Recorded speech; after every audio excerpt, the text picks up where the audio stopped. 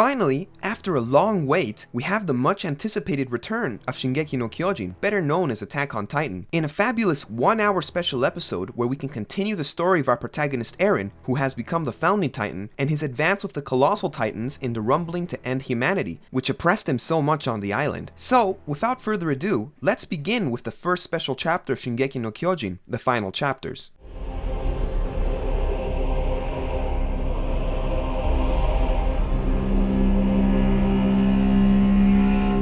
The episode begins with a young Eren being woken up under a tree by an equally young Mikasa. He claims that he feels like he's been dreaming for a long time and can't remember anything. Mikasa notices that he's crying and asks him why, but he doesn't know. Next, we see some children talking about what to do with some stolen money to save and survive. Suddenly, they notice people running and birds flying away in panic. When they turn around to see what's happening, they see the rumbling and the wall titans destroying everything in their path, getting closer and closer to them. Then, we go back to the past, where teenage Eren is walking through the streets of a city outside the walls that had always confined him. He's thinking about the future he knows awaits all the people in the city and the rest of the world, knowing that they will all die and he will kill them all with the rumbling. He briefly considers the idea that it might be better for the Eldins to die in order to eliminate the problem of the Titans in the world, but he refuses to accept the notion of sacrificing himself and his people after all they've been through. Suddenly, Eren is interrupted by the noise of some guys beating up a boy in the alley next to him. He realizes that he recognizes the boy from his memories and saves him by fighting off the others and taking him home. We see that this is the same boy who notices the rumbling in the beginning, and Eren apologizes to him through tears, explaining why he must do what he does and that the world outside the walls is not what he and Armin had seen in the book. In the present, the boy tries to escape from the Titans with his people and the stolen money, but unfortunately, he dies trying to escape from the rumbling, crushed by a Titan while he and another boy try to retrieve the dropped money,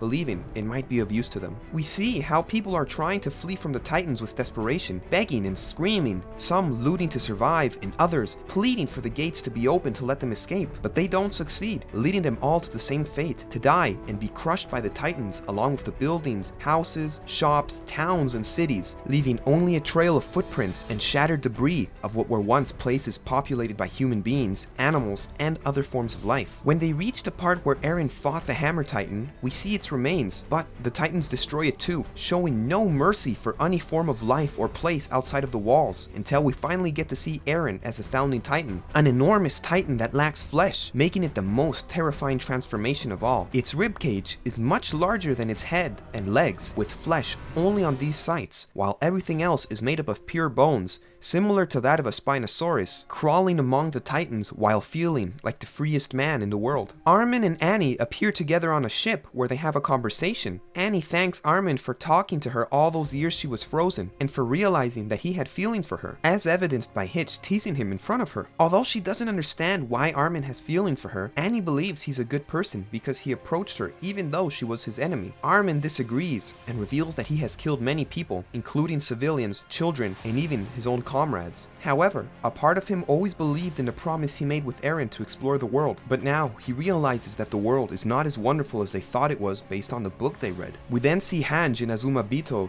preparing the plane to go after Eren with the help of Armin, Jane, and others. Meanwhile, Falco cries while Pieck and Gabi take care of him, believing that his entire family is dead due to the rumbling. Mikasa approaches Annie, who tells her that she won't help stop Eren because she wants to spend her last moments in peace. Annie looks at Armin with obvious affection, making Mikasa realize that they have feelings for each other. Annie asks Mikasa if she will kill Eren to save humanity from the rumbling, but Mikasa believes Eren can still be saved and won't kill him. Annie then asks if Mikasa lost her scarf because she hasn't seen her wear it, but Mikasa tells her that she still has it and goes to help the others. Mikasa without her scarf? Is Annie in love with Armin? This is very interesting and undoubtedly something special, since Mikasa never took off the scarf that Eren gave her, which was very recognizable to her. So, before knowing how all of this will end, I remind you to like the video if you're enjoying the summary, subscribe to the channel to see more summary videos like this, and don't forget to leave your opinions on the episode and which other animes you would like to see summarized on the channel in the comments. Levi appears after a long absence and is badly injured. He interrogates Yelena to find out where Eren is heading and learns that his objective is the fortress of Salta. After seeing that the plane our heroes prepare to go after Eren is almost ready, Pieck asks the Azumabito leader to take care of Falco and Gabi, and she agrees to lock them in a cabin on the ship so they won't follow her. The day to leave arrives,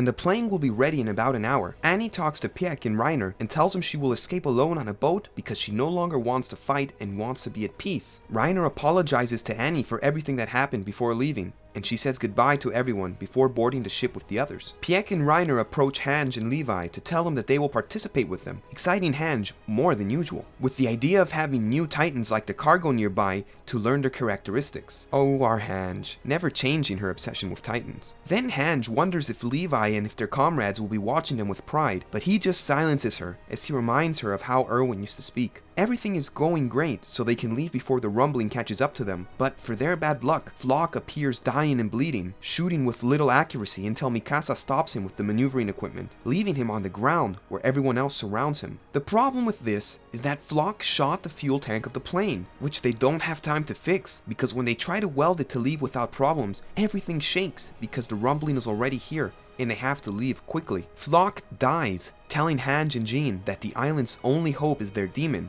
referring to Eren, and Hange responds that he is right, but they won't give up on the idea of stopping him, closing Flock's eyes and leaving him on the ground. There's no time left, and everyone is ready to leave. While they try to weld the plane tank as fast as they can to leave, we see the Azumabito leader giving power to the ship to leave quickly while Annie prevents Falco and Gabby from leaving the cabin because both are screaming that the Titans are there. But all of a sudden, Hange makes a decision that leaves everyone impressed because she takes responsibility for having brought them all there, so she sacrifices herself to die as a hero, naming Armin as the 15th commander of the Reconnaissance Corps and saying goodbye to everyone, leaving her beloved Levi for last, asking him to let her go, with Levi accepting his companion's fate with pain. We see Hange flying with the maneuvering equipment to try to stop the Titans as much as she can, getting the necessary time for her comrades to escape safely, and watching her die from the heights of the plane. Hange has died, surrounded by the Titans she always wanted, and leaving us this emotional moment that cannot be described with words. Our dear Hange now rests in peace with her companions, and honestly, this scene brought me to tears because it was so beautiful to see Erwin again. On the plane, everyone discusses the plan to stop Eren, but Armin only wants to try talking to Eren before fighting. He is interrupted by Levi, who thanks to Hange's theory, believes that Zeke is the intermediary that makes the founding Titan work, and without him, Eren cannot continue. Levi asks everyone to help him kill Zeke, as he wants to be the one to avenge Erwin, despite being badly injured.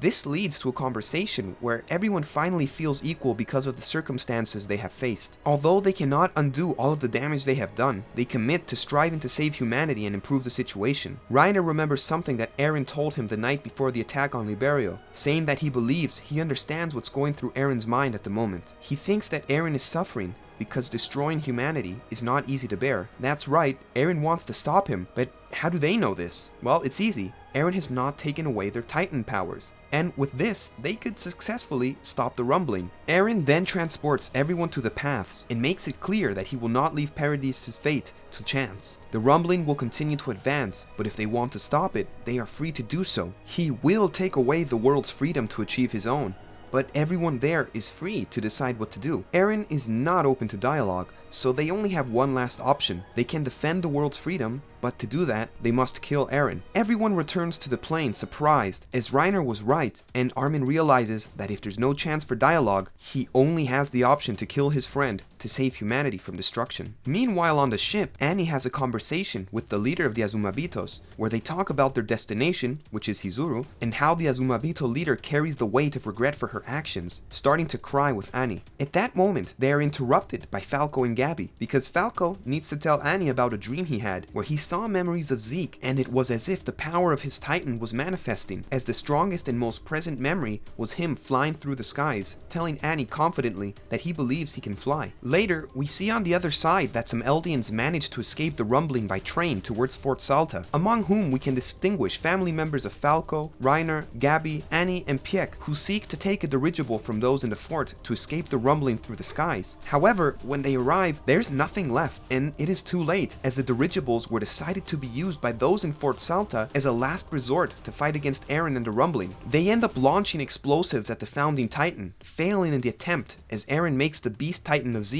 come out to defend him, diverting the projectiles and destroying all the dirigibles and their crew, leaving everyone hopeless to continue living, as there is no way to stop the rumbling, right? But hope returns at the last minute, my people, because Onyankopon fulfills his promise to take them to Fort Salta, Mikasa, although they were already out of fuel. Everyone leaves the plane heading towards the Founding Titan, leaving Onyankopon trying to perform an emergency landing by himself, making his family see the cargo and armored Titans on the Founding Titan, confirming that they are alive and not alone, as they brought the maneuver gear from Paradis. Surprised that everyone is there, including those from Paradis. They all unite to put an end to the rumbling and save humanity before it's too late, starting two fights that will undoubtedly be epic. Levi's revenge to kill the Beast Titan of Zeke, and to get Eren out of the Founding Titan to end him. Thus ends the first special 1-hour chapter of Attack on Titan, and the truth is, it was incredible, as it allowed us to move forward after so much waiting with the story of the rumbling to find out what would happen to Eren, his quest for freedom, versus what could happen to humanity. I must say that the most emotional scene for me was seeing Erwin and the fallen soldiers receiving Hange on the other side after dying. It undoubtedly stole my heart and made me cry. What was your favorite scene? Let me know in the comments, and remember to like the video. Thank you very much for watching.